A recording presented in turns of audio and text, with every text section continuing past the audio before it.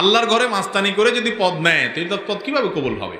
হ্যাঁ, যদি কেউ অন্যায় আছে, সে অন্যায় বন্ধ করার জন্য সে অগ্রসর হয়ে আগায়, তাহলে তো ভিন্ন কথা, এটা তো ভালো কাজ।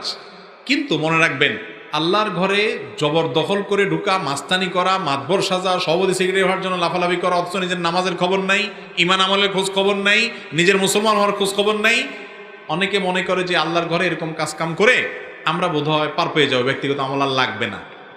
এরকম সোজা দুনিয়ার রাজনীতিবিদ নেতাদের চামচামি করলে আর আকাম কম করলেও তারা পার করে দেয়, কিন্তু আমার আল্লাহর কাছে এরকম কোনো সিস্টেম। আমার আল্লাহর কাছে সিস্টেম হলো ফামাইয়া আমাল মিসকালা যাররাতিন খায়রান ইয়ারা ওয়া মাইয়া আমাল মিসকালা যাররাতিন, আমলের সাথে পরিচয়, আর কিছুর সাথে। তুমি কার ছেলে, কার ইয়া করছো, কোন মসজিদের সভাপতি, কোন মাদ্রাসার সেক্রেটারি, কোন মসজিদের ইমাম, আর কোন মাহফিলের বক্তা, এগুলো আল্লাহর কাছে পরিচয় নাই। আল্লাহর কাছে পরিচয় তোমার আমল কি।